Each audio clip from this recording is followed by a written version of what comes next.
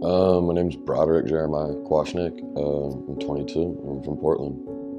I've been living on the street since I was like a tiny child. My mom was homeless with me. My dad was homeless. And so around the time I was about 7 or 8 years old, we had been living in the house we'd been living in.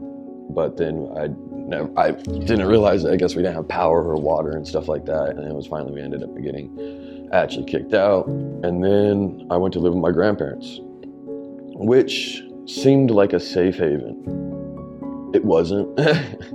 It wasn't. There was a lot of abuse, verbal abuse. There was sexual abuse. It was like, and I never thought of it. You know, the only times I ever got mad or upset and cried, I thought about most of that stuff was like when I got like beat or hit or something like that. But and then one day I come home. My grandfather gets home. Something was going to happen, and that night they kicked me out. I was in 6th grade.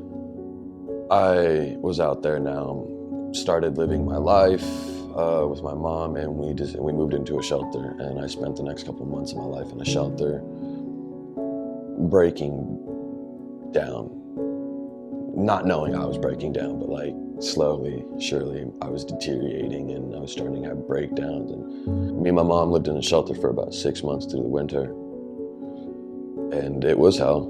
It was just hell. My mom was an alcoholic. She kept telling me every day I was at school, she was supposed to be looking for a job, never was. She would show up to my school drunk to pick me up. I didn't realize I had grown up in bad places until I got to the streets and saw bad places and was comfortable with everything. And then the drugs came. I had no longer been doing meth or heroin, just kind of stopped. But now I'm smoking, drinking, acid, mushrooms.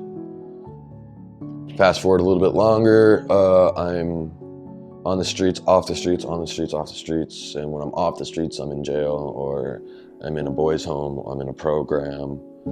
I was a 4-time felon, 8 misdemeanors. One of my friends who had got locked up around the time I first got out there, his name was Slim, just got out of jail.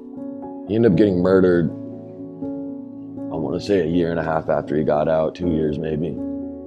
He died New Year's.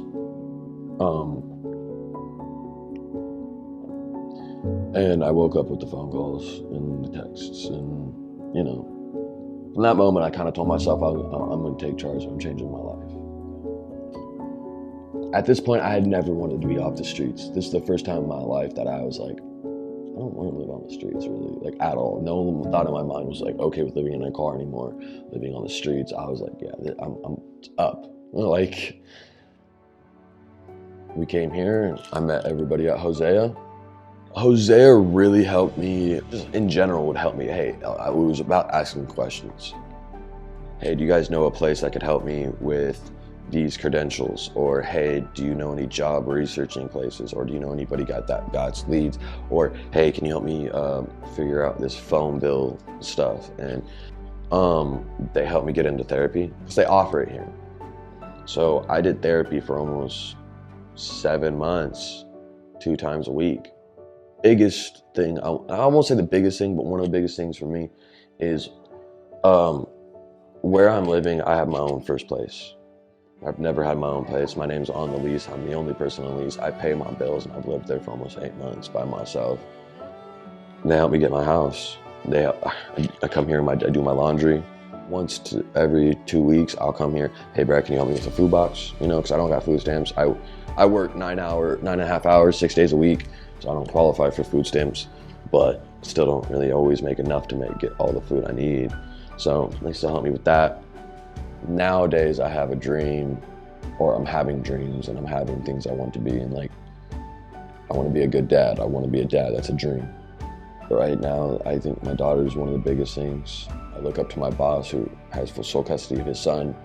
That's a dream to me. One of my other dreams is just being some type of advocate or a voice for homeless street youth and kids that have gone through the system. Me and my friend, we are products of the state. I was a ward of the state for most of my life. I know about not being loved and being by yourself from a long time, and I know what it's like to be homeless and struggle. Joe, Jamaica, Brad, they got me. Like, starting to learn that and center myself around people like that. It's a place of help. Like, I don't want to call it an oasis, but like, in my moment of wandering through a dark desert, man, like I saw this, we found this place.